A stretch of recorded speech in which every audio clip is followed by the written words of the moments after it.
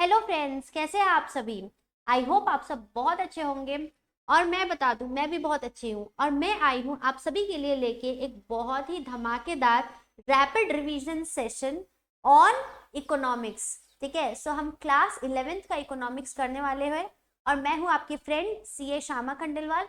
और मेरा काम ये रहेगा कि इकोनॉमिक्स आपके लिए बहुत ईजी करके दूं और पूरा का पूरा रिवीजन आपके लिए करके दूं। और ये रिवीजन होने वाला है मेरे हैंड रिटन नोट्स से।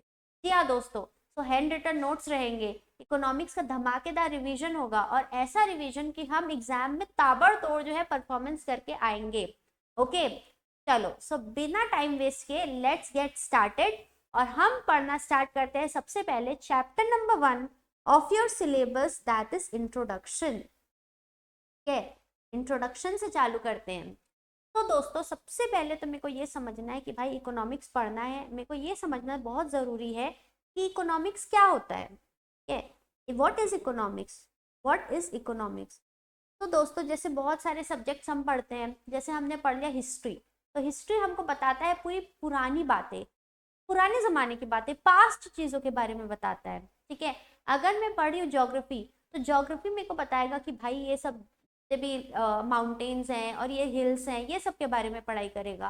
बट इकोनॉमिक्स में हम क्या पढ़ेंगे, तो इकोनॉमिक्स में जितनी भी चीज़ें हम पढ़ेंगे that is mostly linked with an economy, ये इकोनॉमी से लिंक्ड होता है। ठीक है, तो फॉर एग्जाम्पल अब सबसे पहले तो मेरे को ये समझना ज़रूरी है कि भाई इकोनॉमी क्या होती है, व्हाट इज एन इकोनॉमी।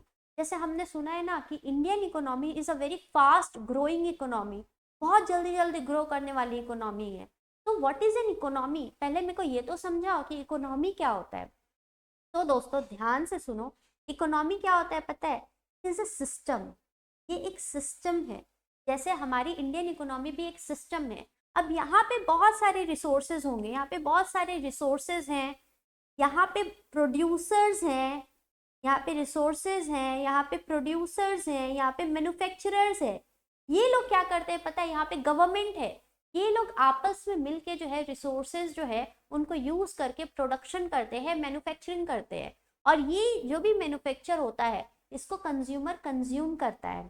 ठीक है, तो एक ऐसा सिस्टम जिसमें रिसोर्सेज होते हैं, गवर्नमेंट होते हैं, प्रोड्यूसर्स होता है, कंज्यूमर्स होता है, और ये सब मिलके जो है आपस में प्रोडक्शन करते हैं। फिर उन्हीं में से जो लोग हैं वो क्या करते हैं, उन रिसोर्स जो बनाई गई उनके जो गुड्स है, आउटपुट है, उसको क्या करते हैं, कंज्यूम करते हैं। तो दैट ओनली इज इकोनॉमी। इस पूरे सिस्टम को ही हम क्या बोलते हैं, इकोनॉमी बोलते हैं। ठीक है, तो हमको इकोनॉमिक्स में पढ़ाई करना है अबाउट इकोनॉमी। और इकोनॉमी क्या होता है समझ में आ गया, ये एक सिस्टम होता है। ठीक, चलो तो इतना तो मेरे को क्लियर कि इकोनॉमी क्या होता है। अब सुनो, अब एक क्वेश्चन है मेरे पास कि मैं इकोनॉमिक्स क्यों पढ़ूं, वाई टू स्टडी इकोनॉमिक्स। भाई साहब ऑलरेडी सब्जेक्ट्स कम है क्या हमारे सर के ऊपर, ऑलरेडी मेरे को अकाउंट्स की क्लास लेनी है, ऑलरेडी मेरे को बीएसटी पढ़ना है, इकोनॉमिक्स क्यों पढ़ूं। तो दोस्तों ध्यान से सुनना, क्लास 11th में ही समझ लो, बेस तैयार कर लो कि भाई आगे इकोनॉमिक्स पढ़ना है, 11th में भी उसके बाद भी। तो क्यों पढ़ूं, इसलिए पढ़ते हैं हम इकोनॉमिक्स क्योंकि हमारे पास जो रिसोर्सेज होती है ना, वो कैसी होती है पता है, केयर्स नेचर की होती है। केयर्स, अब स्केयर्स मतलब पता है क्या होता है, वो चीज जिसकी कमी है उसको बोलते हैं स्केयरसिटी, और उसको उसी से एक वर्ड होता है स्केयर्स। ठीक है, तो स्केयर्स कमी है रिसोर्सेज की।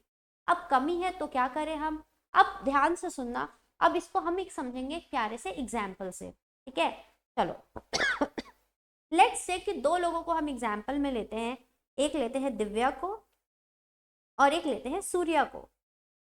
और ये दिव्या और सूर्या दोनों का बर्थडे है। ठीक है, दोनों का बर्थडे है और मैंने इनको दे दिया कि भाई मैं तुमको बोल रही हूँ कि तुमको जो चीज़ खरीदना है खरीदो, और मैं तुमको जो है ट्रीट दे रही हूँ मेरी तरफ से। तो दिव्या बोलती है कि भाई मैं एक काम करती हूँ, मैं ना कपड़े खरीद लेती, ड्रेस खरीद लेती हूँ। बोलती है मैं शूज़ खरीद लेती हूँ, मैं मेकअप खरीद लेती हूँ। ठीक है, मेकअप खरीद लेती हूँ, तो इसकी और लिस्ट है, इसकी भी लिस्ट चलते जा रही है। पार्टी दे दूंगी, सेविंग्स भी कर लूंगी, इन्वेस्टमेंट सब चीज़ें कर लूंगी। सूर्या को भी मैंने कहा कि भाई सूर्या एक काम कर, तेरे को जो चीजें चाहिए तू ले, ठीक है, नो इशू विद मी, तू ले। सूर्या को मैंने बोला तो सूर्या ने भी क्या किया, पार्टी किया। ठीक है, अपने दोस्त को पार्टी किया, इसने क्लबिंग किया। इसने भी ड्रेसेस खरीदे एंड सो ऑन। ठीक है, अब ये दोनों के दिमाग में जो है ये प्लान बन गया। दिव्या सोच रही भाई मेकअप मिलेगा, मार्स का मेकअप खरीदना है मेरे को। ठीक है, सूर्या सोच रहा भाई मैं तो आईफोन लेने वाला हूँ। ऐसे ऐसे करके बहुत सारे प्लान बना दिए। अब इनके प्लान तो रेडी है, ठीक है, बट फिर मैं फिर से आ गई पिक्चर में और मैं दिव्या और सूर्या दोनों को बोल रही हूँ हो गया प्लानिंग? ठीक है, बोले हाँ हो गया। आप हमको ट्रीट देने वाले हैं? वो दोनों बोले, मैं बोली हाँ बिल्कुल देने वाली हूँ। तो दोनों को मैंने 1000 रुपए पकड़ा दिया।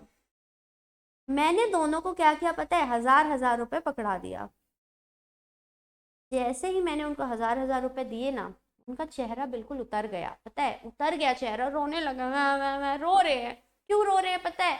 क्योंकि उनकी प्लानिंग्स बहुत ज्यादा हो चुकी थी और उनको बाद में पता चला कि हमारे पास क्या है, रिसोर्सेज जो है ना, रिसोर्सेज जिसको यूज करके जो है हम क्या करने वाले थे, आगे हमारी इच्छा की पूर्ति करने वाले थे, हमारी वांट्स को सेटिस्फाई करने वाले थे।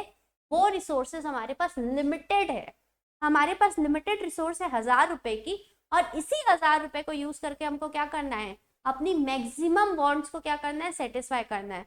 तो अब दिव्या बोलती भाई एक काम करती हूँ, रेस्ट ले लेती हूँ। ठीक है, 1000 रुपए में क्या आएगा, एक सस्ती सी ड्रेस आ जाएगी और थोड़ा बहुत हम क्या करेंगे, पार्टी कर लेंगे। तो इसने क्या किया, एक ड्रेस लिया और सेकंड ऑप्शन रखा पार्टी कर लेंगे। सूर्या ने भी बोला चलो पार्टी कर लेते हैं, और ड्रेस तो मेरी आनी नहीं है तो छोटा मोटा चीज और कुछ हम खरीद लेंगे। तो इन्होंने क्या किया पता है, इन लोग को समझ में आ गया भाई कि रिसोर्सेस तो हमारे पास होने वाली है लिमिटेड। ठीक है, हमारे पास रिसोर्सेस क्या है, लिमिटेड है। इसी को बोलते हैं स्केयरसिटी ऑफ रिसोर्सेस। इसी को बोलते हैं स्केयरसिटी ऑफ रिसोर्सेस। अब रिसोर्सेस है लिमिटेड। अब रिसोर्सेस से हमारी जो मर्जी है वो उतनी चीजें तो हम नहीं खरीद सकते, बट हम लिमिटेड चीज खरीद सकते हैं। तो हम क्या करेंगे, रिसोर्स को एलोकेट करेंगे। एलोकेट करेंगे, एलोकेशन ऑफ रिसोर्सेस। जैसे दिव्या और सूर्या दोनों ने क्या किया, रिसोर्स को एलोकेट किया। दिव्या ने अपने अकॉर्डिंग एलोकेट किया 1000 रुपए को ड्रेस और पार्टी में, एंड सेम वे सूर्या ने भी एलोकेट किया 1000 रुपए को। ठीक है, एलोकेशन ऑफ रिसोर्सेस करेंगे और इस तरीके से एलोकेशन करेंगे कि इनको मैक्सिमम सेटिस्फैक्शन मिल सके। ठीक है, मैक्सिमम सेटिस्फैक्शन मिल सके। तो इकोनॉमिक्स में हम कुछ नहीं पढ़ते हैं, हम सिर्फ इतनी सी चीजें पढ़ते हैं कि भाई रिसोर्स क्या होती है, स्केयर्स रिसोर्स होती है। तो हम अपनी हर वांट्स को तो सेटिस्फाई नहीं कर सकते, तो हमको क्या करना पड़ेगा, अपनी वांट्स को चुनना पड़ेगा। ठीक है, अपनी वांट्स को चुनना पड़ेगा कि कौन सी वांट मेरे लिए सबसे ज्यादा जरूरी है, और जो सबसे ज्यादा जरूरी है हम वहां पे रिसोर्स को एलोकेट करेंगे, और एलोकेट करने के बाद हमको क्या मिलेगा, मैक्सिमम सेटिस्फेक्शन मिलेगा। 100% सेटिस्फेक्शन तो किसी को नहीं मिल सकता। क्यों नहीं मिल सकता, क्योंकि रिसोर्स लिमिटेड है। बट ऐसा कुछ तो हम कर सकते हैं ना कि भाई मैक्सिमम सेटिस्फेक्शन में हम पहुंच सके। ठीक है, तो ये है इकोनॉमिक्स। इकोनॉमिक्स में हम इन्हीं चीजें की, जितनी चीज मैंने बताया है ना, इसी की ही पढ़ाई करते हैं कि कैसे मैं लिमिटेड रिसोर्स को यूज करूं ताकि मेरे को मैक्सिमम सेटिस्फेक्शन मिल सके। ठीक है, तो वाई स्टडी इकोनॉमिक्स समझ में आया? चलो एक बार इसको हम अपने नोट्स से भी पढ़ ले क्या? हाँ मैम पढ़ लेते हैं। तो नोट्स में क्या लिखा है, बिकॉज ऑफ स्केयरसिटी, स्केयरसिटी की वजह से हम इकोनॉमिक्स को पढ़ते हैं। बिकॉज ऑफ स्केयरसिटी, स्केयरसिटी क्या होता है, scarcity means resources are limited in supply as compare to their demand, तो choices are required to be made. ठीक है, रिसोर्सेज कम है, उसकी डिमांड ज्यादा है। हमारे को जो दिव्या और सूर्या है उसको बहुत सारी चीजों पे जो है पैसे खर्चा करना था। ठीक है, तो उनके केस में क्या है, उनके जो डिमांड है ना वो बहुत ज्यादा है, लेकिन उसको सेटिस्फाई करने के लिए जो रिसोर्सेज है वो क्या है, वो है लिमिटेड। तो उस केस में क्या करना पड़ेगा, चॉइस करना पड़ेगा। Choices are required to be made. The process of allocating resources for obtaining maximum possible satisfaction is subject matter of economics. So economics में हम यही पढ़ते हैं कि हम कैसे स्केर्स रिसोर्स को एलोकेट करेंगे ताकि हमको क्या मिले, मैक्सिमम सेटिस्फेक्शन मिल सके। ठीक है, क्लियर? हाँ बाबा, हाँ मैम क्लियर हो चुका है, बहुत पढ़ लिया इसको। आगे बढ़ते हैं। ठीक है, आगे बढ़े। चलो सो आगे बढ़ के एक टॉपिक में पहुंचते हैं, दैट इज, कहाँ गया वो topic, okay, this is what is economic problem. ठीक है, इकोनॉमिक प्रॉब्लम, हाँ यही इकोनॉमिक प्रॉब्लम है। क्या इकोनॉमिक प्रॉब्लम है, रिसोर्स को कैसे एलोकेट करना है, ठीक है, allocation of resource he economic problem है। आप इसको पढ़ लेना, बस इसका क्रक्स मैं आपको बता रही हूँ, एलोकेशन ऑफ रिसोर्सेस। क्या चीज करूं मैं, पार्टी करूं या ड्रेस खरीदूं या फिर मूवी जाऊं या फिर मैं लोगों को जो है चैरिटी कर दूं या सेविंग करूं, क्या करूं, रिसोर्स को कैसे एलोकेट करूं, that is an economic problem. ठीक है, अब व्हाट इज इकोनॉमिक्स, वही चीजें चल रही दोस्तों, बार बार एक ही बार बता दिया ना। इकोनॉमिक्स में हम ये पढ़ते हैं कैसे रिसोर्स को एलोकेट करें ताकि हमको मैक्सिमम पॉसिबल सेटिस्फेक्शन मिल सके। रिसोर्स एलोकेट इसलिए करना है क्योंकि रिसोर्स स्केर्स है, इसलिए एलोकेट करना पड़ेगा। ठीक है, चलो इतना तक तो सेम बात हो गई। अब आ जाओ कुछ नई बातें करते हैं, कुछ नई बातें करेंगे अब। ठीक है, that is what is a positive economics and what is a normative economics. Positive economics क्या होता है और नॉर्मेटिव इकोनॉमिक्स क्या होता है। तो दोस्तों सुनो, ठीक है, एक फैक्ट बताती हूँ एक फैक्ट बताती हूँ आपको। मैं बोल रही हूँ कि इंडिया जो है ना, इंडिया की पॉपुलेशन जो है, अब एग्जैक्ट मेरे को नहीं पता बट मान लो ठीक है, इंडिया की पॉपुलेशन जो है 143 करोड़ है। इससे ज़्यादा कम भी हो सकती है but I am just for example मैं 143 करोड़ कंसिडर करती हूँ। ठीक है, ये मैं बोल रही हूँ, एक फैक्ट बता रही हूँ मैं। और एक जगह मैं और बोल रही हूँ कि इंडिया की पॉपुलेशन जो है ना, इंडिया की पॉपुलेशन जो है मैं बोल रही हूँ कम होनी चाहिए। India's population should be less, कम होनी चाहिए। ठीक है, एक और स्टेटमेंट दे रही हूँ मैं कि हमारे जितने भी महानुभाव यहाँ बच्चे हैं वो 10-10 घंटे सोते हैं, पढ़ाई नहीं करते, 10 घंटे जो है एकदम सोते हैं, 5 घंटे जो है फोन यूज करते हैं। ये बोल रही हूँ मैं, ठीक है, 10 घंटे सोते हैं, 5 घंटे फोन यूज करते हैं। और एक और स्टेटमेंट दे रही हूँ कि जितने भी बच्चे हैं ना उनको सोना कम चाहिए, बहुत कम नहीं सोना चाहिए बट ठीक है थोड़ा, आप 7-8 घंटे सोना चाहिए। मैं बोल रही हूँ 7-8 घंटे सोना चाहिए। ठीक है, 7-8 घंटे चाहिए। एंड बोल रही हूँ कि भैया फोन जो है ना 1 घंटा यूज करना चाहिए। 1 घंटा भी बहुत है आप लोगों के लिए बट मैं 1 घंटा दे रही हूँ आप लोगों को। तो फोन कितना यूज करना चाहिए, 1 आवर चाहिए। ठीक है, अब देखो ध्यान से सुनो, यहाँ पे ये दोनों स्टेटमेंट को ध्यान से देखो, 2 टाइप की स्टेटमेंट मैंने दी है। एक तो मैंने बोला इंडिया की पॉपुलेशन इतनी है, ये स्टेटमेंट। फिर सेकंड में मैंने ये बोल रहा है, मैं ये बोल रही हूँ अभी इन दोनों को ही देखो, सेकंड में बोल रही हूँ कि 10 घंटे सो रहा है बच्चा और 5 घंटे फोन चला रहा है। तो यहाँ पे मैं क्या कर रही हूँ पता है, कोई फैक्ट बता रही हूँ, क्या होना चाहिए नहीं होना चाहिए ये नहीं बता रही, ऐसा है। तो जब आप कोई चीज का बता रहे हो कि ऐसा है, then that is positive economics. Positive economics पता है क्या होता है, ये बोलता है कि भैया ऐसा है, क्या होना चाहिए नहीं होना चाहिए उससे कोई मतलब नहीं है, ऐसा हो रहा है, that is positive economics, it is fact based. Okay, now coming to normative economics. What is normative economics. तो normative economics is like what should be. ठीक है, क्या होना चाहिए, भाई साहब 5 घंटे आपको फोन यूज नहीं करना है, 1 घंटे यूज करना है, तो क्या होना चाहिए, इंडिया की पॉपुलेशन कम होनी चाहिए, इंडिया की जीडीपी जो है ग्रोथ रेट बहुत बढ़नी चाहिए, तो क्या होना चाहिए, वो होता है नॉर्मेटिव इकोनॉमिक्स। ठीक है, इसमें वैल्यू एडिशन होता है, वैल्यूज होती है भैया, ऐसा होना चाहिए, बच्चों को अपने मम्मी पापा की बात सुननी चाहिए, क्या होना चाहिए, that comes in normative economics. तो इकोनॉमिक्स की 2 वैरायटी है, एक है पॉजिटिव इकोनॉमिक्स। तो पॉजिटिव इकोनॉमिक्स कुछ नहीं है, ये सीधे सीधे बोलती है व्हाट इज का आंसर देती है, क्या है। ठीक है, ये बोलती है व्हाट इज और what are the economic problems and how they are solve. क्या इकोनॉमिक प्रॉब्लम्स है और हम उसको सॉल्व कैसे कर रहे हैं, कैसे करना चाहिए नहीं, कैसे कर रहे हैं उसकी बात करता है। जबकि नॉर्मेटिव इकोनॉमिक्स क्या है, it deals to be what ought to be, क्या होना चाहिए एंड इकोनॉमिक प्रॉब्लम्स को कैसे सॉल्व करना चाहिए। ठीक है, कैसे सॉल्व कर रहे हैं दैट इज पॉजिटिव इकोनॉमिक्स, कैसे करना चाहिए that is normative economics. Okay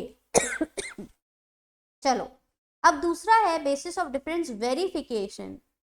अगर हम पॉजिटिव इकोनॉमिक्स की बात करेंगे तो ये फैक्ट बेस्ड होता है।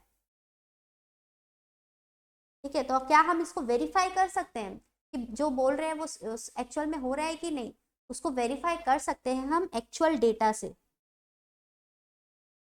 ठीक है, एक्चुअल डेटा से हमको समझ में आ सकता है कि भाई हाँ इंडिया की पॉपुलेशन एक्चुअल में इतनी है, लेकिन क्या होना चाहिए उसको कैसे वेरीफाई करोगे, क्योंकि वो तो अभी हुआ नहीं है ना।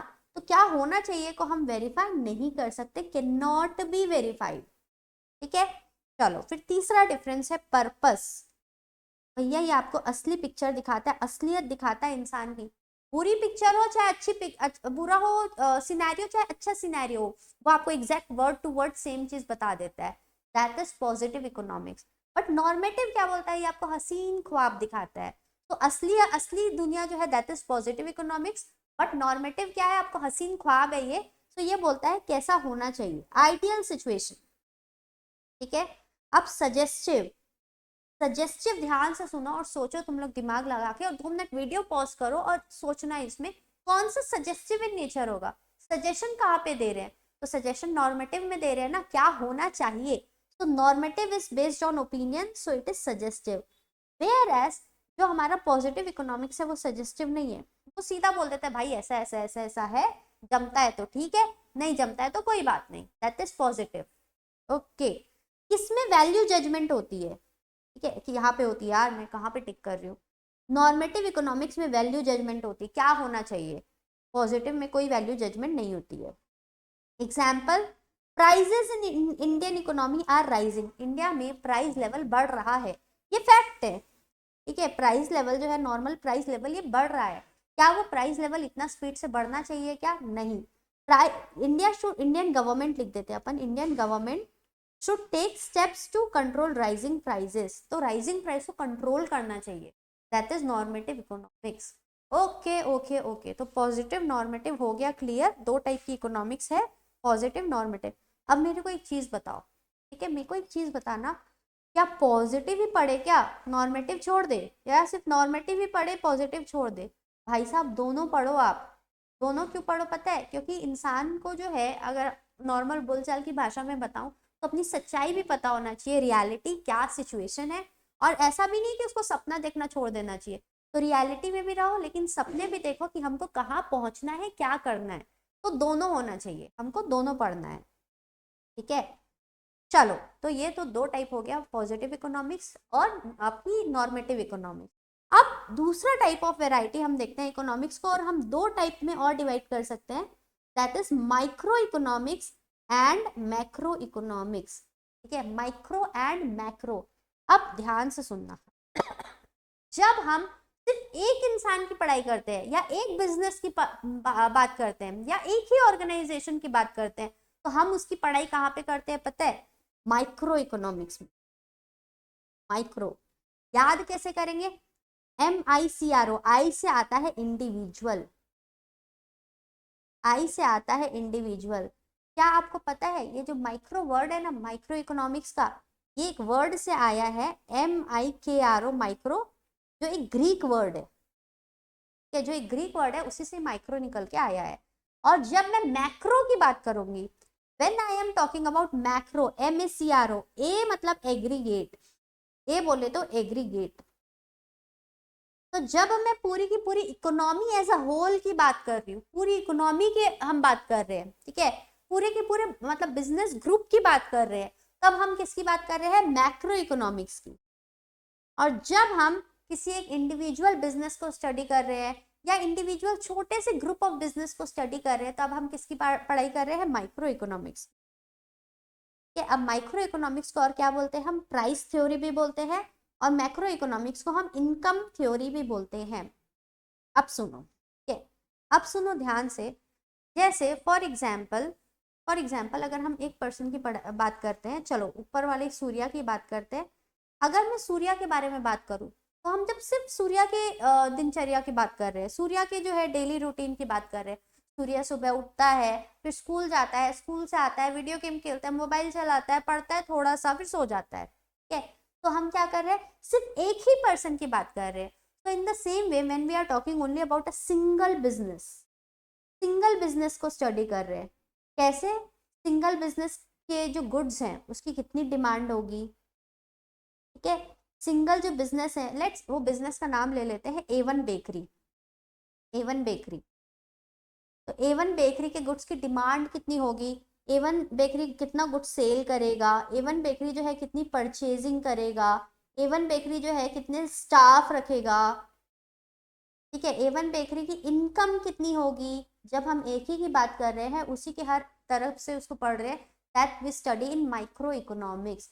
जबकि मैक्रो की बात करेंगे, मैक्रो इकोनॉमिक्स तो पूरी इकोनॉमी में एक साथ में क्या हो रहा है, मतलब फॉर एग्जाम्पल अगर हम ले ले ब्रेड की बात, ब्रेड को लेते एग्जाम्पल में, तो पूरे के पूरे इंडिया में ब्रेड की कितनी डिमांड है, पूरे इंडिया की डिमांड की बात कर रहे हैं ना, सिर्फ एक ऑर्गेनाइजेशन से रिलेटेड नहीं, पूरे इंडिया की बात कर रहे हैं, that comes in macro economics. ठीक है, पूरे इंडिया की इनकम कितनी है, पूरे इंडिया की इनकम, नेशनल इनकम कितनी है, मैक्रो इकोनॉमिक्स में पढ़ेंगे। पूरी इंडिया में जो है गुड्स की कितनी सप्लाई हो रही है, सेल हो रही है, मैक्रो इकोनॉमिक्स। ठीक है, पूरी की पूरी इंडिया में कितना लोन दिया गया है, मैक्रो इकोनॉमिक्स। तो जब पूरे के पूरे इंडिया की एक साथ बात हो रही है, दैट कम्स इन मैक्रो। जब इंडिविजुअल यूनिट की बात हो रही है, that comes in micro. Okay, चलो, तो इसका ये तो बहुत इजी सा है। इंडिविजुअल यूनिट की बात कर रहे हैं तो माइक्रो, एग्रीगेट की बात कर रहे हैं तो मैक्रो। ठीक है, अगर माइक्रो पढ़ना है तो हमको tools at demand and supply, और मैक्रो में aggregate demand and aggregate supply. ये थोड़ा सा अपन आगे चैप्टर्स में पढ़ेंगे, तो अभी बस एक बार ऐसी रीड मार लो। अब देखो, यहाँ पे माइक्रो इकोनॉमिक थ्योरी को हम यूज करते हैं प्राइस को डिसाइड करने के लिए। ये भी हम आगे चैप्टर में पढ़ेंगे कि भाई कैसे प्राइस डिसाइड करते हैं अपन इकोनॉमिक्स की थ्योरी को यूज करके। तो जब अपन वो कर लेंगे ना, तब आप पढ़ोगे ना तो एक बार में सब समझ में आ जाएगा। क्या यहाँ पे कोई एग्रीगेशन होता है क्या, एग्रीगेशन मतलब एडिशन। भैया यहाँ पे ना अगर हम एक इंडिविजुअल यूनिट की बात करेंगे तो माइक्रो में पढ़ेंगे, मिला के सबकी बात करेंगे, एग्रीगेट करेंगे तो मैक्रो में पढ़ेंगे। तो हमको तो पता है एग्रीगेशन कहाँ पे होता है, मैक्रो में होता है। एजम्पशन, तो बेसिक एजम्पशन क्या है, बेसिक एजम्पशन ये है कि भाई साहब जब आप माइक्रो इकोनॉमिक्स पढ़ रहे हो ना, तब मैक्रो इकोनॉमिक्स वेरिएबल्स जो है वो क्या होने चाहिए, कांस्टेंट होने चाहिए। और जब आप मैक्रो इकोनॉमिक्स पढ़ रहे हो तो माइक्रो इकोनॉमिक्स वेरिएबल कांस्टेंट होना चाहिए। मैम आप क्या बोल रहे हो, मुझे कुछ समझ में नहीं आया। नहीं समझ में आया ना, एग्जाम्पल लूँ क्या जल्दी से, बिल्कुल मैम। तो चलो एक एग्जाम्पल लेते हैं, ठीक है, एक एग्जाम्पल लेते हैं और एक कंट्री बनाते हैं अपन। सोचो अपने पास कितना पावर है कि अपन एक कंट्री बना रहे हैं। अब एक कंट्री है जिसमें हम सिर्फ 4 लोगों को लेंगे, ठीक है, ये कंट्री में सिर्फ 4 सिटीजन्स है, उससे ज़्यादा हमारा बजट नहीं है। तो चारों कौन है, एक है ए, फिर है बी, देन है सी हमारे पास, और फिर है डी। ठीक है, अगर मैं मान लो, चलो ए की इनकम ले लेते हैं 20,000, बी की ले लेते हैं 30,000, सी की ले लेते हैं 40,000, और डी के ले लेते हैं 50,000। वाह मैम, सबकी इनकम 10-10 हज़ार आपने बढ़ा दी। बिल्कुल, अब अपने हाथ में कंट्री बनाया, जो करना है करो। तो हम क्या कर रहे हैं, इनकी इनकम ऐसे ले लिए। तो जब मैं ए के बारे में स्टडी कर रही हूँ, अभी तक आपको पता चल गया, सिर्फ अगर आप इंडिविजुअल के बारे में स्टडी कर रहे हो, not as a country as a whole की स्टडी नहीं कर रहे हो, तब आप किसकी थ्योरी को यूज करोगे, माइक्रो इकोनॉमिक्स। तो क्या बोल रहा है पता है हमको, हमको ये बोल रहा है कि भैया जब आप किसी इंडिविजुअल की स्टडी कर रहे हो, तो आप क्या एज्यूम करोगे पता है, जो मैक्रो इकोनॉमिक वेरिएबल है, मैक्रो इकोनॉमिक वेरिएबल क्या होता है, जैसे नेशनल इनकम। और नेशनल इनकम कैसे निकालते हैं, जितने भी इंसान आपकी पूरी कंट्री में है उनकी इनकम को ऐड कर दो, नेशनल इनकम निकल जाएगी। तो हमारे केस में कितनी है, 50,000, 90,000 और 1,40,000। तो नेशनल इनकम है 1,40,000। ठीक है, और नेशनल मान लो आउटपुट है, नेशनल आउटपुट मतलब टोटल कितना प्रोडक्शन हो रहा है, तो लेट्स एज्यूम 1 लाख यूनिट्स का प्रोडक्शन हो रहा है 1 लाख यूनिट्स का प्रोडक्शन हो रहा है। तो ये क्या बोलना चाहता है कि अगर आप माइक्रो इकोनॉमिक्स की स्टडी कर रहे हो, अगर एक इंडिविजुअल की स्टडी कर रहे हो, तो ये एज्यूम करो कि जो भी मैक्रो इकोनॉमिक वेरिएबल है, मैक्रो इकोनॉमिक वेरिएबल क्या हो सकते हैं, national income, national output etcetera, ये कांस्टेंट है, मतलब इसमें कोई चेंजेस नहीं होगा। ठीक है, इसको कांस्टेंट ही रखो, क्योंकि देखो एक्चुअल में तो चेंजेस होते हैं ना, रेगुलर बेसिस में हो सकता है बी की इनकम बढ़ जाए अचानक से, या डी की इनकम कम हो सकता है चेंजेस, बट हम एज्यूम क्या करके चलेंगे, हम एज्यूम ये करके चलेंगे कि मैक्रो इकोनॉमिक वेरिएबल्स में कोई चेंजेस नहीं हो रहा है जब हम माइक्रो को पढ़ रहे हैं तो। ठीक है, सेम एजम्पशंस जो है कहाँ पे लेंगे, मैक्रो इकोनॉमिक्स में। जब हम पूरे के पूरे ओवरऑल को पढ़ रहे हैं तो हम ये एज्यूम करेंगे कि ये इंडिविजुअल में कुछ चेंजेस नहीं हो रहे, जैसा था वैसा का वैसा ही है, कोई चेंजेस नहीं हो रहा है, तो ये एजम्पशंस होती है। ठीक है, चलो एग्जाम्पल इसका, इंडिविजुअल इनकम होगा माइक्रो इकोनॉमिक्स में एंड नेशनल इनकम होगा मैक्रो इकोनॉमिक्स में। ओके, चलो तो ये माइक्रो इकोनॉमिक्स मैक्रो इकोनॉमिक्स तो हो गया। अब दोनों की लड़ाई होगी तो जीतेगा कौन, कौन ज्यादा पावरफुल है? दोस्तों दोनों इक्वली पावरफुल है। ठीक है, दोनों को पढ़ना बहुत जरूरी है, माइक्रो भी पढ़ना जरूरी है, मैक्रो भी पढ़ना हमारे लिए उतना ही जरूरी है। क्योंकि देखो मैक्रो मेरे लिए जो है क्यों पढ़ना जरूरी, अब मैक्रो जो है वो समुद्र है, ठीक है, लेकिन हम बोलते हैं ना बूंद बूंद से सागर बनता है, तो छोटी छोटी बूंदों को भी पढ़ना जरूरी है, बट ओवरऑल हमको पूरे के पूरे समुद्र को भी पढ़ना जरूरी है, तो दोनों को हमारे लिए पढ़ना बहुत जरूरी है। ओके, चलो सबसे पहले हमको बोलता है how micro economics is dependent on macro economics. बोलता है भैया मैक्रो इकोनॉमिक्स को हलवा मत समझना, मैक्रो इकोनॉमिक्स जो है ना, ठीक है, उसके ऊपर माइक्रो डिपेंडेंट है। कैसे डिपेंडेंट है? बोलता है ऐसे डिपेंडेंट है कि अगर आप मान लो किसी इंडिविजुअल की डिमांड को स्टडी कर रहे हो, कि मान लो कोई इंडिविजुअल डिमांड को स्टडी कर रहे हो, फॉर एग्जाम्पल A1 बेकरी है, A1 बेकरी में कितनी डिमांड होगी, अगर मैं इसको स्टडी कर रही हूँ तो ये डिमांड का कॉन्सेप्ट आया कहाँ से? ये डिमांड का कॉन्सेप्ट जो है ये लॉ ऑफ डिमांड से आया है। और लॉ ऑफ डिमांड कैसे आया था पता है? ये जो है ना सिर्फ एक इंसान को स्टडी करके नहीं आया था, पूरे के पूरे ग्रुप को स्टडी करके आया था। तो लॉ ऑफ डिमांड जो है ये एग्रीगेट मतलब लोगों को जो है यूज करके यहाँ से ये लॉ ऑफ डिमांड आया, और वो थ्योरी को यूज करके हम क्या कर रहे हैं, इंडिविजुअल की डिमांड को स्टडी कर रहे हैं। तो भैया माइक्रो इकोनॉमिक थ्योरी कहाँ से आई? बोल रहे हैं कि भैया बहुत सारे लोगों को मिला के स्टडी किया था, तब जाके माइक्रो इकोनॉमिक थ्योरी आई थी। तो माइक्रो मैक्रो के ऊपर डिपेंडेंट है। और दूसरी चीज बोलता है price of a commodity, individual का प्राइस, अगर इंडिविजुअल कमोडिटी का प्राइस निकाल रहे, फॉर एग्जाम्पल मैं मार्स के फाउंडेशन का प्राइस निकाल रही हूँ, ठीक है, लड़कियां तो बहुत अच्छे से समझेगी इस बात को। अगर आप मार्स के फाउंडेशन का जो है प्राइस निकाल रहे हो किसी भी कमोडिटी का, तो वो पता है प्राइस जनरल प्राइस लेवल से जो है बहुत ज्यादा अफेक्ट होता है। कैसा प्राइस लेवल पूरी की पूरी इकोनॉमी में चल रहा है, जितने भी फाउंडेशन के ब्रांड है वो कितना प्राइस रख रहे हैं, उसी के ऊपर उसको यूज करके, वो थ्योरी को यूज करके हम इंडिविजुअल का जो है क्या करते हैं, प्राइस निकालते हैं। तो जनरल प्राइस लेवल को यूज करके इंडिविजुअल का प्राइस निकालते हैं। तो इसलिए माइक्रो जो है ना वो मैक्रो के ऊपर डिपेंडेंट है। बट क्या उल्टा है कि नहीं? क्या मैक्रो माइक्रो के ऊपर डिपेंडेंट है कि नहीं? बिल्कुल डिपेंडेंट है यार। अगर मेरे को नेशनल इनकम पढ़ना है, ठीक है, अगर मेरे को नेशनल इनकम पढ़ना है, तो भाई साहब नेशनल इनकम क्या एक इंसान की होती है क्या? बहुत सारे इंसान जो एक कंट्री में रहते हैं उनकी होती है नेशनल इनकम। तो नेशनल इनकम भी क्या होता है? ये बूंद बूंद से सागर वाली ही बात है। A+B+C+G सबकी इनकम को जोड़ के हम नेशनल इनकम निकालते हैं। तो पहले माइक्रो से पहले एक जन की इनकम निकालोगे तभी तो सबको जोड़ोगे ना। तो यहाँ पे मैक्रो माइक्रो के ऊपर डिपेंडेंट है। ठीक है, चलो सो दोनों इंपॉर्टेंट है, ठीक है, कोई दिक्कत की बात नहीं है।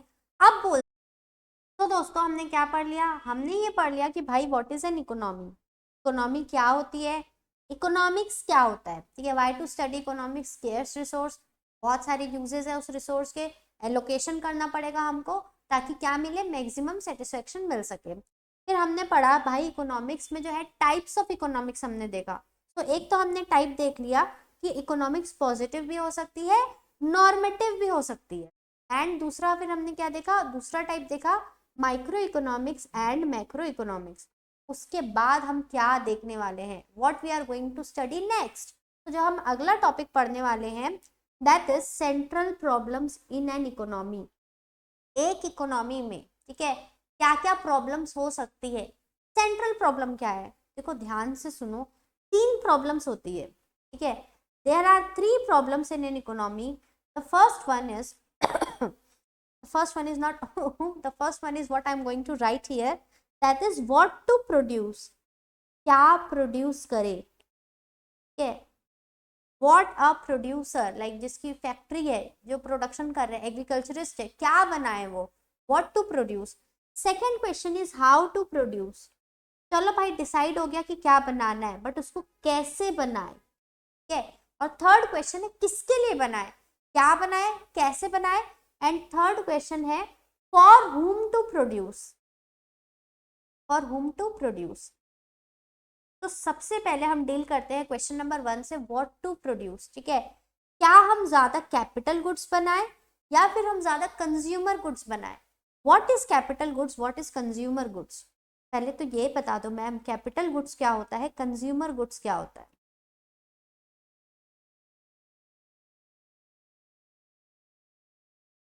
देखो अब ध्यान से सुनना, ठीक है, ध्यान से सुनना एकदम। Let's take an example chocolate. ठीक है, चॉकलेट एग्जाम्पल ले रहे हैं, और दूसरा हम एग्जाम्पल ले रहे हैं चॉकलेट बनाने की मशीन। ठीक है, तो कंज्यूमर गुड्स क्या होता है पता है, कंज्यूमर गुड्स ऐसा गुड्स है जिसको कंज्यूमर डायरेक्टली कंज्यूम कर सकता है। तो हमारे एग्जाम्पल में देखो, क्या मशीन को वो डायरेक्टली खा लेगा, क्या डायरेक्टली कंज्यूम कर सकता है क्या, नहीं। बट जो चॉकलेट है वो डायरेक्टली कंज्यूमर क्या कर सकता है, कंज्यूम कर सकता है। So these are consumer goods. ठीक है, और कैपिटल गुड्स क्या होते हैं, कैपिटल गुड्स वो गुड्स होते हैं, ये बेसिकली होती है मशीन्स जिसकी हेल्प से हम दूसरे गुड्स बनाते हैं। ठीक है, तो एक इकोनॉमी है फॉर एग्जांपल इंडिया, तो इंडिया में हम ये डिसीजन लेना है कि भैया मशीन्स ज़्यादा बनाए। ठीक है, वो मशीन्स दूसरे आगे गुड्स बनाएगी, या फिर मैं डायरेक्टली कंज्यूमर गुड्स की प्रोडक्शन को बढ़ाएंगे। ये सब, अब कंज्यूमर गुड्स भी एक ही टाइप के थोड़ी ना होते हैं, हम तो सिर्फ चॉकलेट का एग्जाम्पल ले लिए, और बहुत सारे गुड्स होते हैं, जैसे मेरे सामने रखा है लैपटॉप, लैपटॉप एक गुड्स है। ठीक है, फिर उसके बाद जो है बहुत सारे अलमीरा, कबर्ड, आईपैड, मेनी गुड्स। ठीक है, तो ये सब गुड्स है, कौन से गुड्स बनाए इसका डिसीजन लेना है, ये डिसीजन जो लेना है ये एक प्रॉब्लम है भाई, इजी नहीं है डिसाइड करना कि क्या बनाना है। ठीक है, क्या बनाना है ये डिसाइड करना इजी नहीं है। तो चलो हमने डिसाइड कर लिया एक बार कि क्या बनाना है, वो तो हमने फिगर आउट कर दिया, बट उसको कैसे बनाना है, हाउ टू प्रोड्यूस, कैसे बनाना है। अब देखो प्रोडक्शन करने का दो तरीका होता है। ठीक है, एक होता है लेबर इंटेंसिव मेथड, एंड दूसरा होता है कैपिटल इंटेंसिव मेथड, दूसरी होती है कैपिटल इंटेंसिव मेथड।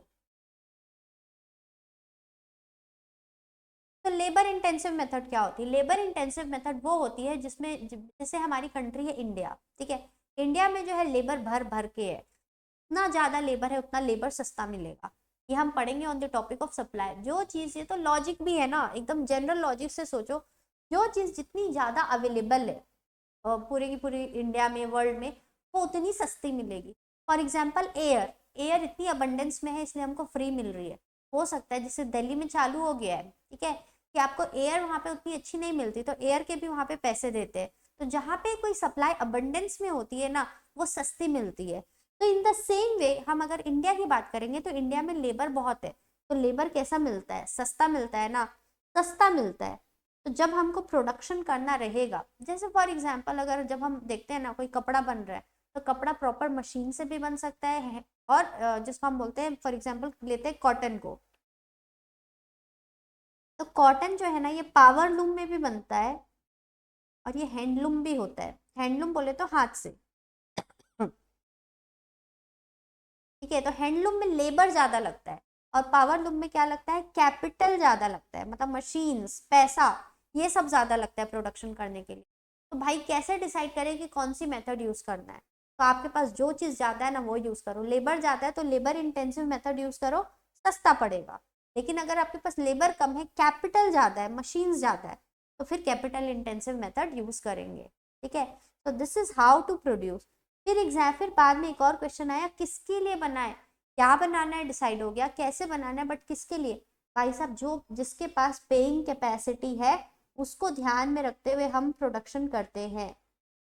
ठीक है, तो जो कंज्यूमर पैसा देने के लिए रेडी है उसके अकॉर्डिंग हम गुड्स बनाएंगे। तो फॉर एग्जाम्पल मान लो कि एक रिच सेक्शन है, तो रिच सेक्शन का तो ऑब्वियसली उनके पास पैसा ज्यादा है, फिर उनके अकॉर्डिंग जो है क्या होता है, प्रोडक्शन होता है। बट कुछ ऐसी बेसिक चीजें हैं ना, जैसे रोटी कपड़ा मकान, ये तो हर किसी को चाहिए, तो इसका तो प्रोडक्शन होगा ही। एंड बाकी चीजों का डिसीजन कैसे लेते हैं, डिपेंड्स ऑन पेइंग कैपेसिटी। ठीक है, कौन ऐसा सेक्टर है जो ज्यादा डिमांड क्रिएट कर रहा है, फिर उसके अकॉर्डिंग होता है प्रोडक्शन। ओके, तो मैंने तीनों इकोनॉमिक प्रॉब्लम्स आपको बताई है, what to produce, how to produce, and for whom to produce, किसके लिए बनाना है। चलो सो ये यहाँ पे हमारे पास लिखा हुआ है, व्हाट टू प्रोड्यूस, क्या क्या कमोडिटीज बनाना है और कितनी बनाना है। ठीक है, कैपिटल गुड्स बनाना है कि कंज्यूमर गुड्स बनाना है? दोनों ही बनाना है, बट प्रपोर्शन देखना है कितना किसको कितना बनाना है। How to produce, labour intensive method या फिर कैपिटल इंटेंसिव मेथड? कैसे अपन डिसाइड करेंगे? आपके पास जो ज्यादा है वो मेथड यूज करो। फिर है फॉर हुम टू प्रोड्यूस, किसके लिए बनाए? जो आपकी पेइंग कैपेसिटी है जिसके पास, उसके लिए बनाएंगे। ठीक है, चलो तो ये हो गया। अब आ जाते हैं व्हाट इज अपॉर्चुनिटी कॉस्ट। नया टॉपिक, दूसरा टॉपिक अपॉर्चुनिटी कॉस्ट। अब ध्यान से सुनना इस टॉपिक को। ठीक है, अब यहाँ पे मैं अपने आप को एग्जाम्पल लेती हूँ। ये मैं हूँ, currently I am teaching and let's assume I am earning 2 lakhs a month. पढ़ा के मैं 2 लाख रुपए कमा रही हूँ। ठीक है, 2 लाख अ मंथ। लेकिन दोस्तों पता है, क्योंकि मैं यहाँ पे पढ़ा रही हूँ ना, इस वजह से पता है मैं प्रैक्टिस नहीं कर पा रही हूँ। इस वजह से मैं प्रैक्टिस नहीं कर पा रही हूँ, और प्रैक्टिस में मैं हो सकता है 1,80,000 रुपये पर मंथ कमाती। ठीक है, मैं यहाँ पे पढ़ा रही हूँ, इस वजह से हो सकता है मैं जो है बैंक में, कोई बैंक में जॉब नहीं कर पा रही हूँ, और वो बैंक जॉब है मैं 1.5 लाख रुपए कमाती।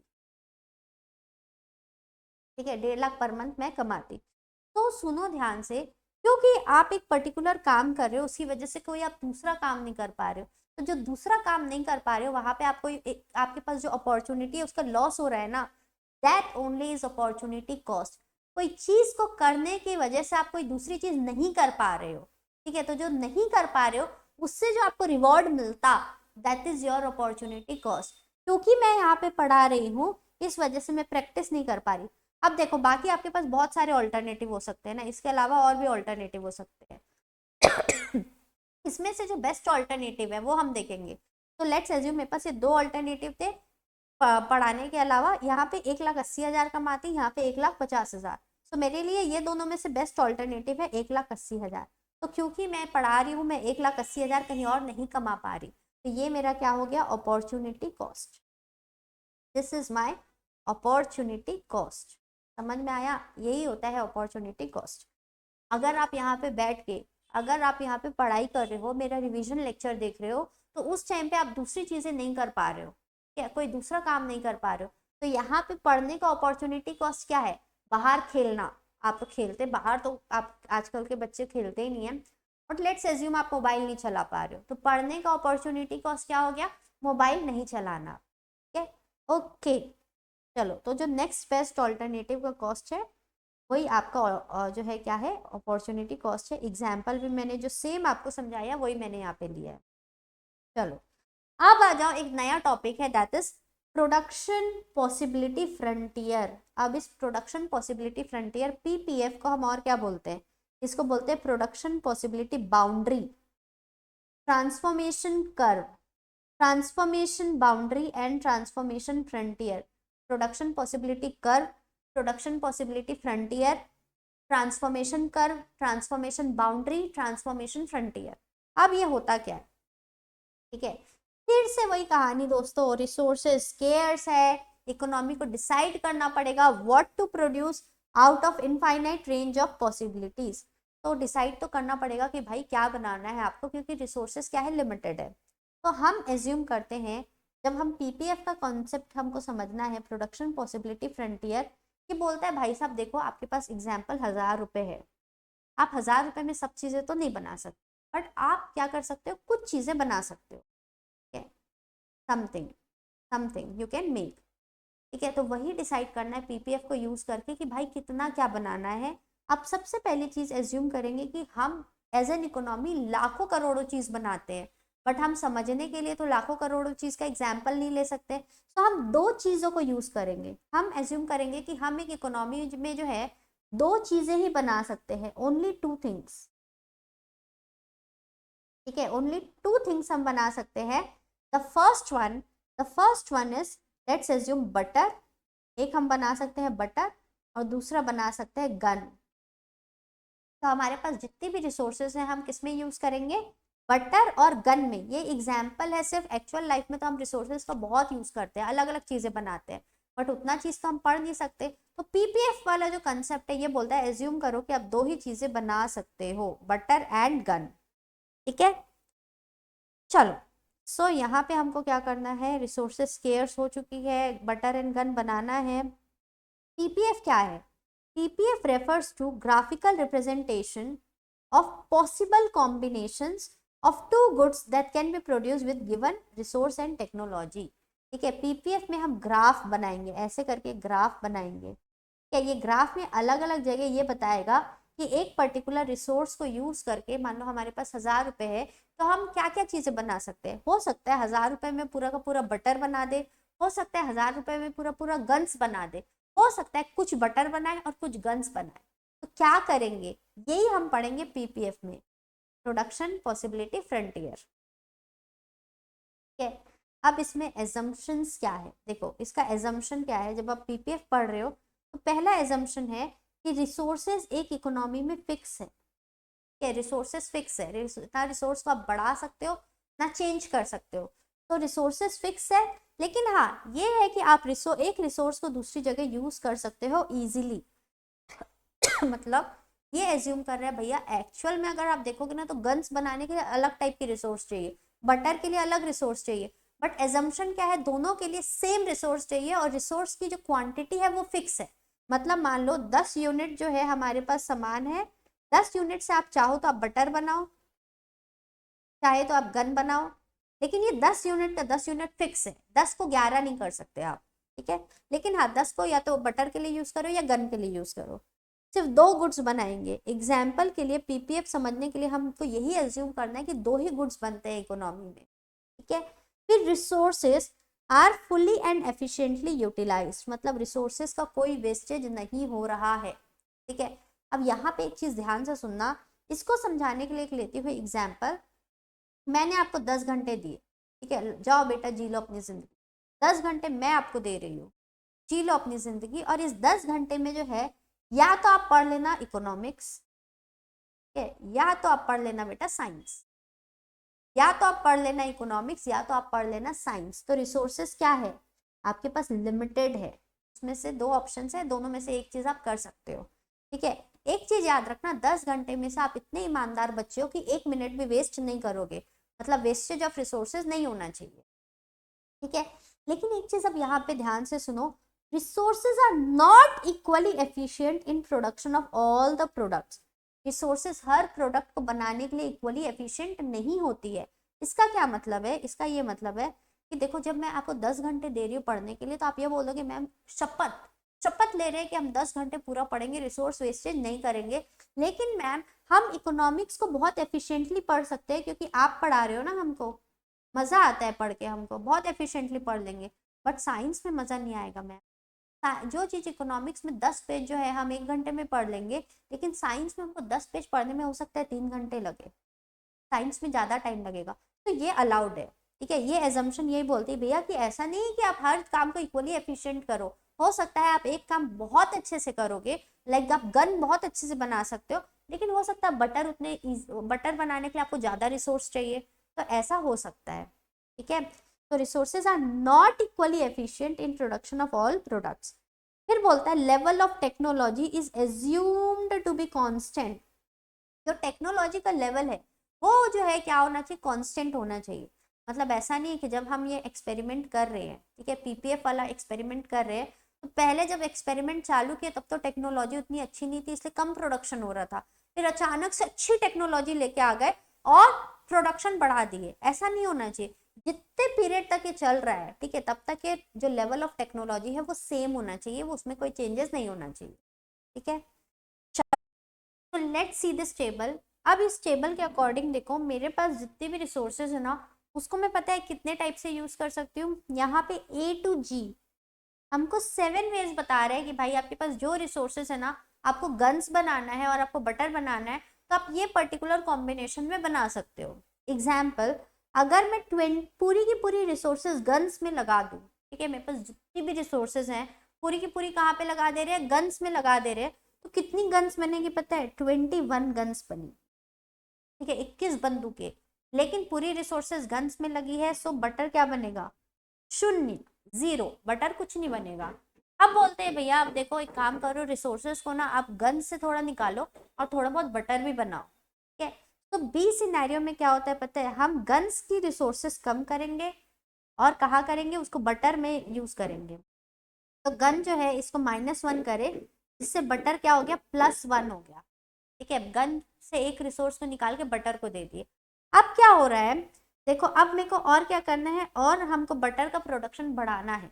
तो मेरे को क्या करना पड़ेगा पता है, 2 यूनिट ऑफ गन्स को कम करना पड़ेगा ताकि मैं एक एक्स्ट्रा यूनिट बटर का बना सकूं। ठीक है, फिर उसके बाद और आगे बढ़ते हैं।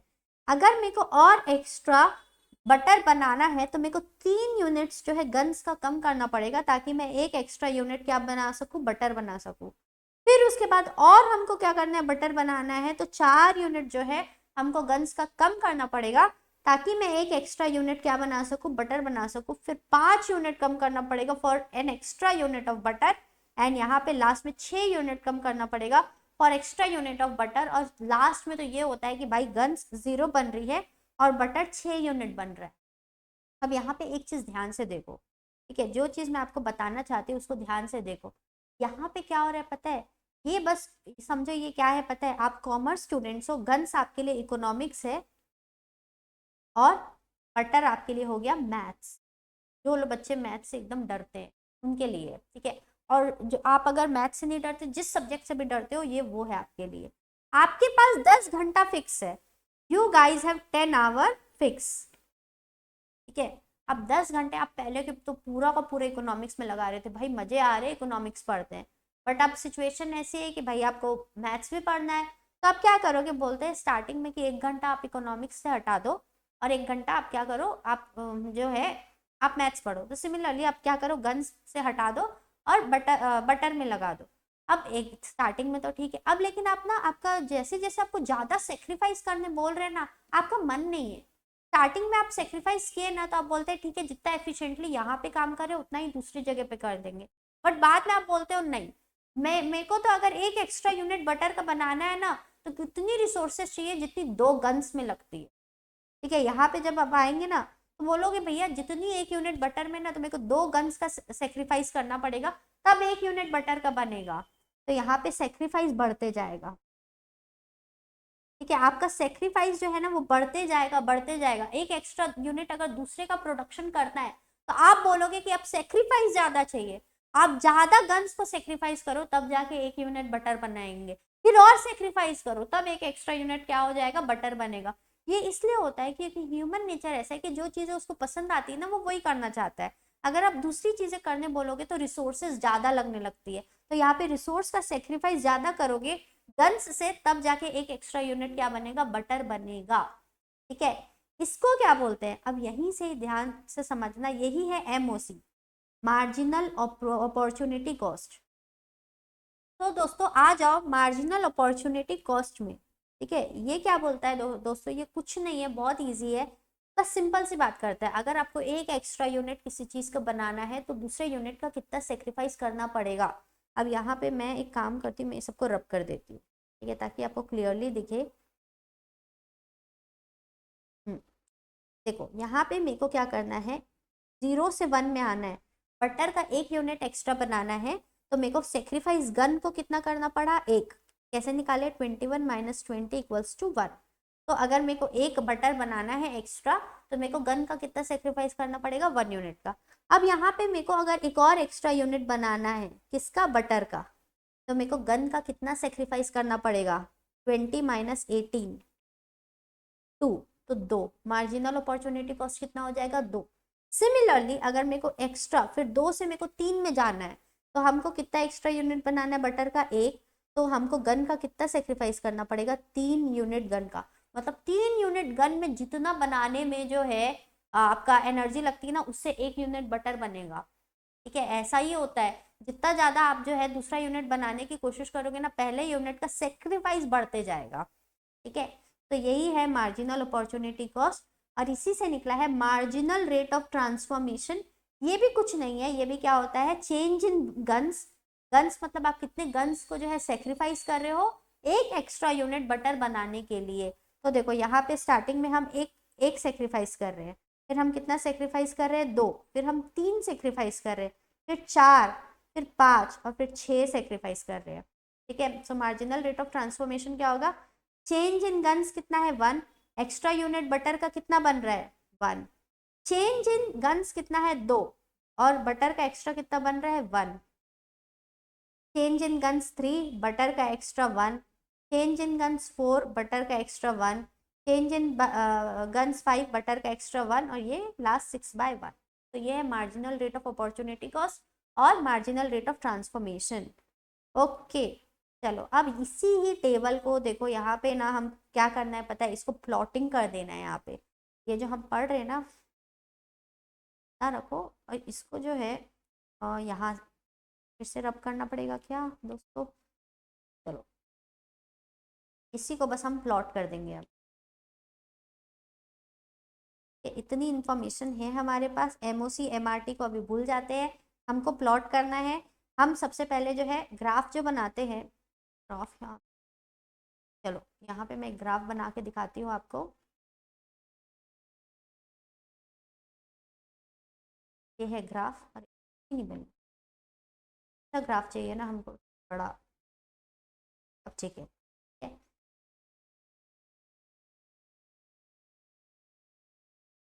यहाँ पे जो है ये ग्राफ हमारा बन गया। यहाँ पे हम लेंगे बटर और यहाँ पे हम लेंगे गन्स।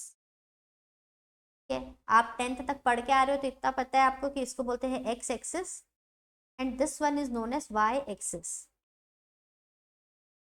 स्टार्टिंग में देखो हम सिर्फ अब प्लॉट कर रहे हैं, कुछ दिमाग लगाने का नहीं है। स्टार्टिंग में हम क्या बना रहे हैं, सिर्फ गन्स बना रहे हैं। कितनी गन्स, 21 गन्स। ठीक है, 21 गन्स बना रहे हैं तो क्या मैं बटर कुछ बना पा रही हूँ क्या, नहीं, 0। लेकिन जैसे ही मैं 1 यूनिट बटर बनाना चाहती हूँ तो मेरा जो है आपका इसका प्रोडक्शन कम करना पड़ेगा मेरे को, गन्स का। ये कहाँ पे प्लॉट होगा, 1 यूनिट है बटर का,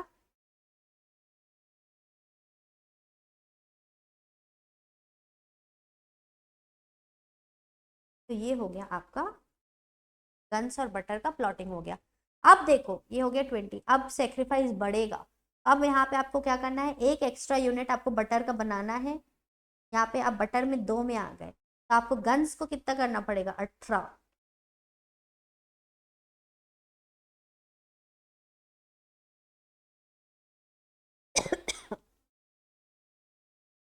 फिर आपको एक एक्स्ट्रा यूनिट बटर को और बढ़ाना है। बोले अब सेक्रीफाइस बढ़ाओ भैया, जितना ज़्यादा बटर बढ़ाओगे ना उतना आपको सेक्रीफाइस बढ़ाना पड़ेगा। तो यहाँ पे आप सेक्रीफाइस कम करके जो है कितने में आ गए, 15। यहाँ पे आएगा भाई 15।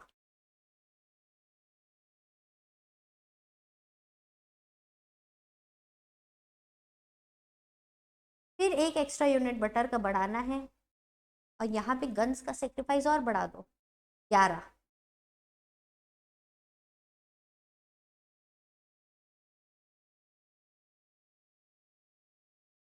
ठीक, फिर एक बटर का और बढ़ा दो तो गन्स का सेक्रीफाइस और कितना हो जाएगा, यहाँ गन्स अब टोटल सिर्फ 6 बन पाएगी।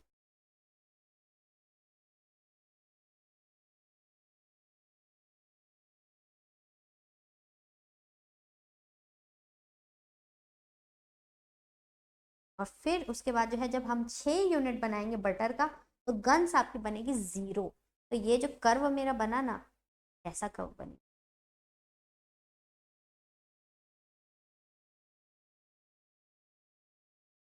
सॉर्टिंग थोड़ी सी ऐसे हो गई है, ऊपर नीचे हो गई क्योंकि मैनुअली हुआ था। तो कर्व कैसा बनेगा, ऐसा। इस कर्व को क्या बोलते हैं पता है, इस कर्व को बोलते हैं कॉनकेव टू द ओरिजिन। इस कर्व को बोलते हैं कॉनकेव टू द ओरिजिन। तो याद रखना पीपीएफ का कर्व जो है वो कॉनकेव टू द ओरिजिन होता है। और इसका रीजन क्या है पता है, एक एक्स्ट्रा यूनिट जब आप बनाओगे, जो भी चीजें एक्स एक्सिस में है, हमारे एग्जाम्पल में बटर है, उसका एक एक्स्ट्रा यूनिट बनाओगे तो सेक्रीफाइस बढ़ते जाएगा। जब सेक्रीफाइस बढ़ता है ना तो हमेशा कर्व जो है कॉनकेव ही बनता है। आप घर में आप तो घर में ही बैठे, आप इसको प्रैक्टिस करके देखना है एक बार। ठीक है, आप ऐसा करना, ऐसा सिचुएशन करना कि यहाँ पे एक एक्स्ट्रा यूनिट बना रहे हो, बढ़ा रहे हो, और यहाँ पे सेक्रीफाइस कम करना। ठीक है, यहाँ पे सेक्रीफाइस क्या करना, आधा यूनिट का सेक्रीफाइस करना। देखना वो जो कर्व रहेगा ना वो कॉन्वेक्स बनेगा, कॉनकेव नहीं बनेगा। और हमारे केस में पीपीएफ में कॉनकेव ही बनता है। क्यों, क्योंकि भैया ये इस लॉजिक के ऊपर बेस्ड है। लॉजिक समझना बहुत जरूरी है कि देखो आप जो भी काम कर रहे हो, आप गन्स बना रहे हो ना, गन्स बनाना आपको अच्छा लगेगा, बटर में शिफ्ट होना अच्छा नहीं लगेगा। तो जब आपको बटर में शिफ्ट होने बोल रहे हैं ना, तो आप बोलोगे भैया गन्स बनाने में तो हमको कम रिसोर्स लग रही थी, हम ज्यादा बना पा रहे थे, लेकिन एक एक्स्ट्रा यूनिट बटर बनाने के लिए हमको ज्यादा रिसोर्सेस चाहिए। तो आप क्या करो, ज्यादा गन्स को सेक्रीफाइस करो, तब एक एक्स्ट्रा यूनिट आपका बटर का बनेगा। फिर सेक्रीफाइस बढ़ता जाता है, तो जितना सेक्रीफाइस बढ़ता है उतना यहाँ पे जो ये है ना, और ये राम क्या हो गया, हाथी में, हाँ, जितना सेक्रीफाइस जो है आपका बढ़ता है ना, वैसे ही जो है कर्व क्या बनेगा, कॉनकेव बनेगा। ये आप अपने आप से ड्रॉ करके देखोगे ना तो मजा आ जाएगा, और तब एकदम इजीली समझ में आएगा। चलो, सो पीपीएफ कर्व जो है डाउनवर्ड स्लोपिंग होता है, डाउनवर्ड ही होगा। डाउनवर्ड स्लोपिंग का रीजन क्या है पता है? देखो, कोई भी चीज डाउनवर्ड स्लोपिंग कब होगी, इसका क्या मतलब है, अभी हम वो सब डेटा को हटाते हैं। डाउनवर्ड स्लोपिंग मतलब ये होता है, अगर आपको इधर आगे बढ़ना है, अगर आपको एक्स एक्सिस में आगे बढ़ना है, तो आपको वाई एक्सिस को कम करना पड़ेगा। अगर एक्स में आगे बढ़ना है तो वाई को कम करना पड़ेगा, ठीक है, तभी जो है वो प्रोडक्शन पॉसिबल हो पाएगा, क्योंकि हमारे पास रिसोर्सेज तो लिमिटेड है। तो आप अगर बटर बढ़ाना चाहते हो, 10 घंटे लिमिटेड है, मैथ्स बढ़ाना चाहते हो तो इको को कम करना पड़ेगा। तो इसीलिए जो है ये डाउनवर्ड स्लोपिंग कर्व होता है। आप जब इसको आप पूरा प्लॉट करोगे ना, तो देखना ये नीचे ही नीचे जाएगा, कभी भी ऊपर नहीं जाएगा। ऊपर जाने का मतलब है रिसोर्सेज आपके पास लिमिटेड नहीं है, नीचे आ रहा है, इसका मतलब यही है कि एक को कुछ करना है तो दूसरी चीज को कम करना पड़ेगा। पढ़ाई करना है तो मोबाइल कम करना पड़ेगा, तो पढ़ाई के घंटे अगर आप बढ़ाओगे, तो ये देखो, पढ़ाई का घंटा मतलब कहाँ से ये दिख रहा है हमको, पढ़ाई का घंटा ये, तो हमको मोबाइल का घंटा क्या करना पड़ेगा, मोबाइल में जो टाइम लगा रहे हैं वो क्या करना पड़ेगा, कम करना पड़ेगा। तो ये है, ये कॉनकेव है टू द ओरिजिन, ठीक है। क्यों कॉनकेव है? Because marginal rate of transformation increase हो रहा है, सेक्रीफाइस बढ़ रहा है, ज्यादा सेक्रीफाइस करोगे तब एडिशनल यूनिट ऑफ बटर बना पाओगे। ओके, क्या कोई इकोनॉमी हमेशा जो है, ये पीपीएफ जो कर्व है हमारा पीपीएफ कर्व ये है, क्या हमेशा इसके ऊपर ऑपरेट करेगी क्या, या इसके अंदर ऑपरेट करेगी, क्या इसके बाहर भी जा सकती है, क्वेश्चन मार्क। अगर इस कर्व के ऊपर ऑपरेट कर रही है, इसका ये मतलब है कि रिसोर्सेज बहुत ही एफिशिएंटली यूटिलाइज हो रहे हैं, resources are most efficiently utilise, बिल्कुल भी वेस्टेज ऑफ रिसोर्सेज नहीं हो रहा है, इसके अंदर काम कर रही है। मतलब कैपेसिटी तो है 10 घंटे पढ़ने की, लेकिन आप सिर्फ पढ़ रहे हो मान लो 5 घंटा, तो 5 घंटा अगर आप पढ़ रहे हो तो रिसोर्सेज क्या होती है, अंडर यूटिलाइज होती है, उसमें आप इस कर्व के अंदर काम करते हो। लेकिन अगर मान लो कि आपको इस कर्व के बाहर जाना है, तो आप जा सकते हो क्या? नहीं, जा ही नहीं सकते। जितनी रिसोर्सेस है, क्या उसके बाहर जाके प्रोडक्शन कर सकते हो क्या? आपके पास 1 किलो वो है, मान लो क्या है, दही, ठीक है, तो 1 किलो दही से जो है लस्सी बनाओगे तो क्या 2 किलो की लस्सी बन जाएगी? एज्यूम करना कि वो शक्कर वक्कर से वेट नहीं बढ़ेगा लस्सी का, ठीक है, सो ये एज्यूम करना कि वो वैसे ही रहेगा। तो बताओ, क्या जितनी रिसोर्सेज है उससे ज्यादा का प्रोडक्शन हो सकता है क्या? नहीं। तो हम या तो इस कर्व में रहेंगे या इस कर्व के अंदर रहेंगे, इसके बाहर कभी नहीं जाएंगे, ठीक है, समझ में आया सबको? Okay okay okay. चलो, तो ये अंदर जो रहते हैं उसको अटेनेबल ऑब्जेक्ट बोलते हैं, और जो बाहर होता है उसको अनअटेनेबल ऑब्जेक्ट बोलते हैं, वो औकात बाहर है, हम वहां नहीं जा सकते, हमारे पास उतनी रिसोर्सेज ही नहीं है। क्या पीपीएफ कर्व कभी स्ट्रेट लाइन हो सकता है, या कभी कॉन्वेक्स टू द ओरिजिन हो सकता है? देखो, स्ट्रेट लाइन तो हो ही नहीं सकता, ठीक है, क्योंकि हमारा एजम्पशन क्या है पता है, हमारा एजम्पशन ये है कि आपको ज्यादा सेक्रीफाइस करना पड़ेगा, एक एक्स्ट्रा यूनिट गेन के लिए सेक्रीफाइस ज्यादा होता है। तो भाई अगर ऐसा है, जब आपको सेक्रीफाइस ज्यादा करना है तो हमेशा कॉनकेव ही बनेगा। अगर इक्वल सेक्रीफाइस करना पड़ता, गेन के बराबर ही सेक्रीफाइस करना पड़ता, तो आपका ऐसा कर्व बनता straight line.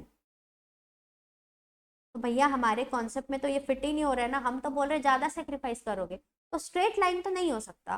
Plus convex to the origin, अब कॉन्वेक्स टू द ओरिजिन कैसे होता है? ये है कॉन्वेक्स टू द ओरिजिन। तो क्या कॉन्वेक्स टू द ओरिजिन हो सकता है क्या? नहीं। कॉन्वेक्स टू द ओरिजिन कब होता है पता है? जब आपको गेन जितना कर रहे हो ना, सेक्रीफाइस कम करना पड़ रहा है, मतलब 1 यूनिट गेन कर रहे हो तो सेक्रीफाइस सिर्फ 0.5 यूनिट, ऐसा नहीं होता है, सेक्रीफाइस ज्यादा होता है हमारे कंसेप्ट के अकॉर्डिंग, ठीक है। चलो अब आ जाओ लास्ट पार्ट में एकदम पहुंच चुके हैं। चेंज इन पीपीएफ, क्या पीपीएफ में जो है, जो आपका प्रोडक्शन पॉसिबिलिटी फ्रंटियर है, उसमें कुछ चेंज हो सकता है क्या? क्या मेरा पीपीएफ जो है, let's make our PPF again, ये हमारा कर्व बन गया, क्या इस कर्व को आगे पीछे कर सकते हैं? है, लेट्स नेम इट, मैंने बनाया होगा तो नेमिंग ही होगी, चलो इसको नेम दे देते हैं ए बी। तो क्या ये आगे खिसक सकता है, ये सी डी में जा सकता है, क्या हम इसको आगे पुश कर सकते हैं, क्या ये कर्व आगे खिसक सकता है क्या? हाँ बिल्कुल। कब खिसकेगा आगे? जब रिसोर्सेस इंक्रीज हो जाएंगे तब, जब रिसोर्सेस इंक्रीज हो जाएंगे तब। देखो कैसे रिसोर्सेज इंक्रीज हो सकते हैं, दो तरीके से हो सकते हैं। एक तो है हमारे पास क्वालिटेटिव तरीका, एंड दूसरा तरीका है मेरे पास क्वांटिटेटिव। दूसरा तरीका है मेरे पास क्वांटिटेटिव। एक है क्वालिटेटिव, दूसरा है क्वांटिटेटिव। इसका क्या मतलब है? इसका मतलब यह है कि मान लो कि पहले एक मशीन जो है, ठीक है, वो ऐसा चलती थी, कम प्रोडक्शन करती थी यार, अच्छी टेक्नोलॉजी की नहीं थी मशीन, तो उससे क्या हो रहा था, कम प्रोडक्शन हो रहा था। अब मशीन की क्वालिटी मैंने बढ़ा दी, मशीन से मैं क्वालिटी बढ़ा दी, तो पहले जो मशीन 1000 यूनिट प्रोड्यूस करती थी, अब हो सकता है वो 1500 का प्रोडक्शन कर रही है। तो हमने क्या किया, रिसोर्स में क्वालिटेटिव चेंजेस करके प्रोडक्शन बढ़ा दिया। तो जब प्रोडक्शन बढ़ेगा तब हमारा कर्व भी तो आगे बढ़ेगा ना। या अगर इस पर्टिकुलर कर्व की बात करेंगे, इस एरिया की, तो ये एरिया जो है, इस एरिया में सोच लो कि हम जो है कम प्रोडक्शन कर रहे थे क्योंकि रिसोर्स अच्छे से काम नहीं कर रहा था, लेकिन अब हमारे रिसोर्स अच्छे से काम कर रहे हैं।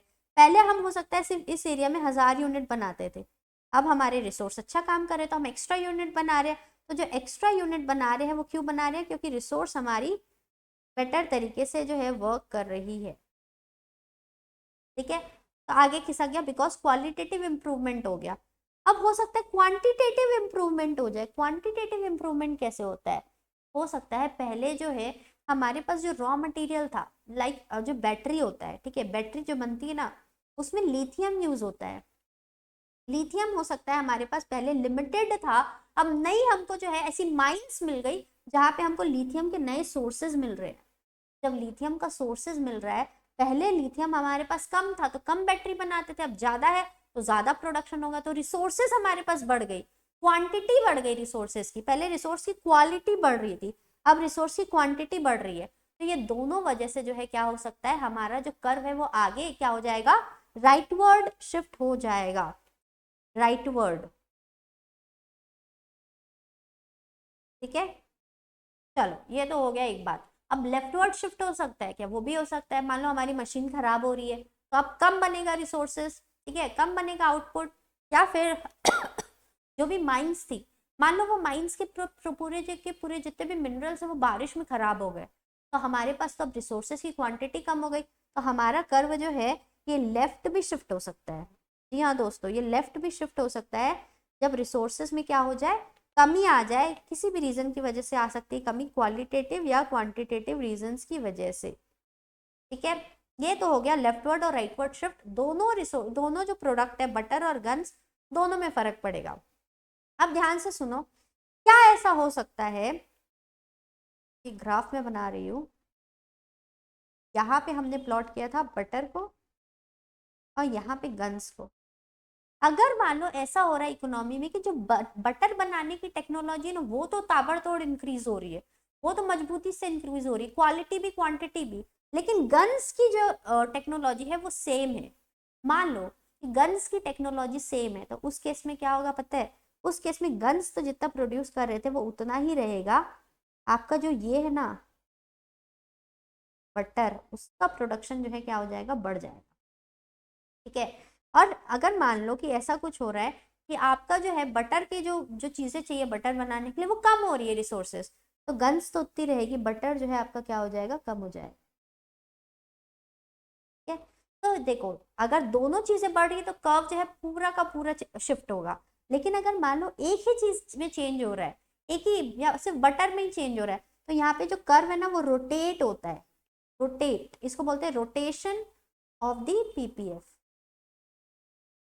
ठीक है, अभी अपन वो पीपीएफ जो पढ़ रहे थे ना, एजम्पशन कि सब चीजें कांस्टेंट रहनी चाहिए, वो तो हम पीपीएफ कर्व के लिए पढ़ रहे थे। ठीक है, अब एक बार हमने स्टडी कर लिया, अब हम ये देख रहे हैं कि भैया ठीक है स्टडी कर लिया, लेकिन रिसोर्सेज में चेंज होगा तो क्या होगा? तो अगर रिसोर्सेज में चेंज होगा तो आपके कर्व में भी चेंज होगा। ठीक है, अगर सिर्फ एक रिसोर्स चेंज होगी तो आपका कर्व क्या होगा, रोटेट होगा, या फिर ये आगे रोटेट होगा या पीछे, आगे रोटेट हो रहा है इसका मतलब क्या है, रिसोर्सेज बढ़ गई है, और पीछे रोटेट हो रहा है इसका मतलब क्या है, रिसोर्सेज में तो इशू आ गया है, ठीक है, तो उसमें क्या होगा, आपका प्रोडक्शन कम हो जाएगा। अब अब एक और चीज जो लास्ट पार्ट है, बस यही कंसेप्ट है। बस अब हम क्या कर रहे हैं पता है, अब हम जो है बटर को कांस्टेंट रख रहे हैं, बोलते हैं बटर की जो टेक्नोलॉजी वो तो सेम है, लेकिन गन के लिए भैया बेटर टेक्नोलॉजी आ गई, तो कर्व जो है ऊपर की तरफ चले जाएगा, बटर में तो वहीं रहेगा, गन्स में ऊपर चले जाएगा, तो यहाँ पे ऊपर शिफ्ट हो जाएगा, रोटेट हो जाएगा, शिफ्ट नहीं होगा, रोटेट होगा। शिफ्ट तो जब दोनों टेक्नोलॉजी में चेंज होता है तब शिफ्ट होता है। या फिर मान लो कि अगर मान लो गन्स में जो है कुछ गिरावट आ गई यार, रिसोर्सेस पहले जैसे नहीं रहे गन्स के, तो फिर वो डाउनवर्ड शिफ्ट हो जाए, डाउनवर्ड रोटेट हो जाएगा, शिफ्ट नहीं रोटेट, ठीक है। तो ये है आपका रोटेशन ऑफ पीपीएफ। अब सबसे पहले तो शिफ्ट देख लो, राइटवर्ड शिफ्ट कब होगा, दो वजह से हो सकता है, अगर increase in quality of resources या increase in quantity of resources हो रहा है, तो पूरा का पूरा कर्व जो है वो कहाँ पे शिफ्ट हो जाएगा, राइटवर्ड। या फिर दूसरा केस है, टेक्नोलॉजिकल डिग्रेडेशन आ गया है, रिसोर्सेज में कमी आ गई है, तो आपका कर्व कहाँ पे शिफ्ट हो जाएगा, लेफ्टवर्ड शिफ्ट हो जाएगा, ठीक। चलो, so this is shifting of the PPF. फिर है मेरे पास last topic today, last topic दोस्तों खत्म, chapter number 1 rotation of PPF. और ये कब होगा, ये तब होगा भाई साहब, देखो अगर मान लो हम बटर की बात करेंगे, ये है बटर, राइटवर्ड रोटेशन हुआ मतलब बेटर हो गया, टेक्नोलॉजी हो गई, बेटर प्रोडक्शन हो रहा है क्योंकि रिसोर्सेज बढ़ गए हैं। लेफ्टवर्ड हुआ तो भैया रिसोर्सेज में कमी आ गई है। सिमिलरली अगर यहाँ पे गन्स की बात करेंगे, अगर राइटवर्ड रोटेशन हुआ तो यहाँ पे भी वही अच्छी टेक्नोलॉजी आ गई है, लेफ्टवर्ड हो गया तो कुछ ना कुछ तो घोचा नहीं, घपला घपला हो गया है, ठीक है। तो यहाँ पे आपका चैप्टर नंबर 1 होता है कंप्लीट। दोस्तों बहुत अच्छे से पढ़ना है लाइफ में, ठीक है, पढ़ाई बहुत यूजफुल है आपके लिए, करो यार, नहीं तो फिर देखो बहुत स्ट्रगलफुल लाइफ रहती है ना, पता है ना आप सभी को, अच्छे बच्चे लोगों। चलो, सो यहाँ पे आज का सेशन कम करते हैं अपन कंप्लीट, तो इसके बाद अपन चालू करेंगे नेक्स्ट चैप्टर, चैप्टर नंबर 2। अगर वीडियो अच्छा लगा है, मेहनत अच्छी लग रही है, तो प्लीज़ लाइक कीजिए, शेयर कीजिए और सब्सक्राइब कीजिए, और जितनी हो सके दूसरों की हेल्प कीजिए। Okay, bye bye.